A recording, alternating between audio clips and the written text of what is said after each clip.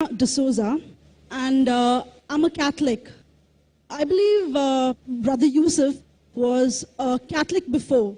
I would like to ask him the simple question. He was brought up like a Catholic, but what made him change? Doesn't he believe that the Messiah is true, or did he ever feel that the religion, Catholic religion, has not brought up any Messiah and the Bible is false? I would like to just know what that means, because he said he was a Catholic before and now he has become a Muslim. What made you change? What was that storyline before? Doesn't he believe that there is a Messiah, or the Messiah had come, saved us, died on the cross? Thank you very much for a good question. I hate to disappoint you, but I wasn't a Catholic. But I was with a Catholic priest the night that he accepted Islam. And I asked him these questions you asked me. Because after all, I was still a Christian, a preacher in Christianity, and I wanted to know why my best friend, a Catholic priest, had converted. That's a pretty weird thing. A Catholic priest is not like a regular preacher in the Protestant religion. A Catholic priest has given up everything. He's given up his life to be a Catholic priest. When he enters into this realm, he's basically given away everything. He can't have a wife, he can't have children, obviously no grandchildren. He has no home, he just lives in a rectory or wherever they give him a place to stay. And he's sent wherever they tell him to go, do whatever he's told to do, and that's it. And he cannot disobey the Pope, otherwise they can kick him out of the religion, and if they do, he's excommunicated and he goes to hell forever. So how would a person like this want to become one of those Muslim terrorists? That's what I wanted to know. He explained in a very few beautiful words something that I came to learn for myself. He said that he was sincerely in the Catholic religion because he believed in God, that he had studied, his degree was in theology, and a part of the teaching that they as priests have is to study Islam. Every priest is forced to study Islam. Now you may not know that, but you can ask your priest and he'll confirm it. And when you study Islam, even when Islam is taught to you by somebody who hates Islam, as long as they don't corrupt it too far, you can still see the truth in Islam. A classical example happened to me just recently when I was in Saudi Arabia. A friend of mine, very old copy of one of the first Qurans ever translated to English by George Sale. George Sale hated Islam, he hated the Muslims, but when he translated the Quran to English, he was true to the text of the words. Although maybe not getting all the meaning, he certainly was true to the text of the words. I was shocked when I read it. Have you seen it? You know what I'm talking about? Amazing. And listen to this. George Bernard Shaw, for instance, is one of many, a long list of people who read this and realized the truth of Islam. When people see the truth of Islam, it can change them if they want to be guided. If they want the truth, it can change them. You might think, I'm a Catholic, I'll never be anything but a Catholic. But I'm going to ask you a question, and I want you to be honest. This is not for you to, start a debate, but just be honest. Was Jesus a Catholic?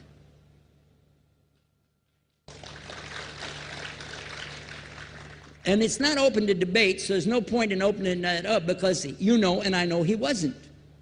The Catholic Church was in business about 300 years before Jesus was born.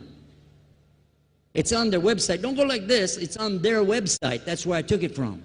The Catholic Church was really started in Rome by Alexander the Great.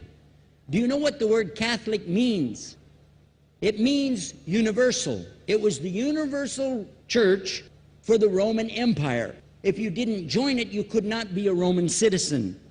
And it was opposed to the teachings of Judaism and opposed to the teachings of the early Christians for more than 200 and some years. And they were diametrically opposed to each other to the extent that it was the Romans killing the early Christians. Now, if you understand that, and you go to their website and read, they didn't even take over Christianity until the year 325 AD. And when they did, they changed a lot of things, again, referring to their own website. But if you want to check it in Britannica or Americana or grow your encyclopedias, go ahead and read about the Catholic Church.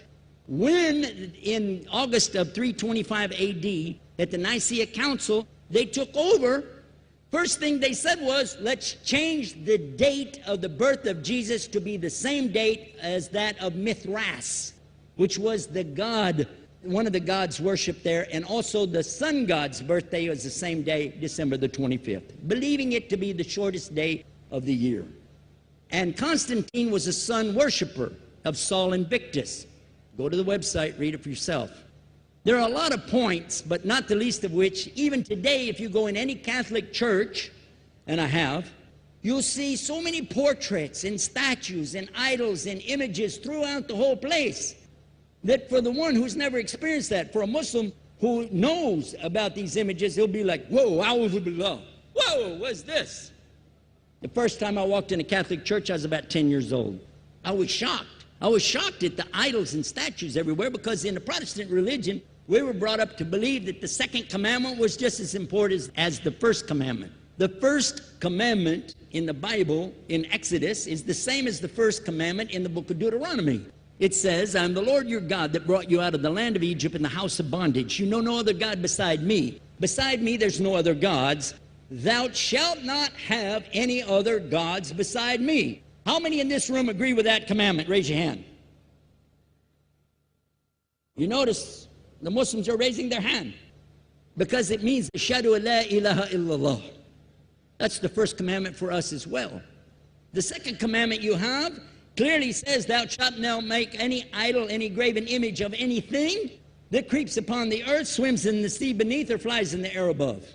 And I was sitting in a church one time, sitting there in the morning service, watching, the preacher talk, and, they go on and on and on, and sometimes you lose your train of thought. I was looking. Whoa! On the front of the podium, there was a fish. A fish. For the symbol, make you fishers of men. It had a fish. I said, whoa. Then I looked up above his head at the big stained glass window, and it had a dove, and he had the olive branch in his mouth. The dove is flying, the bird, I said, whoa. And then I look over here, and there's a cross with a man hanging on it. I said, wow, they didn't miss a single one. They got them all. Something walking on the earth, something swimming in the sea beneath, something flying in the air above. So look at these two things. Clearly, the first two of the 10 commandments, bang, bang, boom. Because if you said God is more than one, where did you get it from? When Jesus is talking to his own companions and they ask him, what's the greatest commandment? Mark 12:29. Clear. The greatest commandment is to know, O Israel, the Lord your God is one God.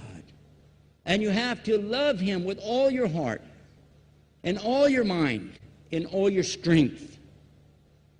And this is no different from what Prophet Muhammad ﷺ was saying, the same thing to his people. Same thing I mentioned in the lecture. This is certainly for us the same. So what you see is Muslims practicing the commandments, and you see people claiming the commandments but practicing something else. And I have seen more converts from the Catholic Church than any other of the many sects of Christianity, and especially from the nuns, priests, and even an archbishop. And all of them are better than me. Those guys and women that I see do this, they still sacrifice their whole life to get the true message of Islam, not only to you, but to Muslims as well, because we all need to know about it. But thanks for a great question.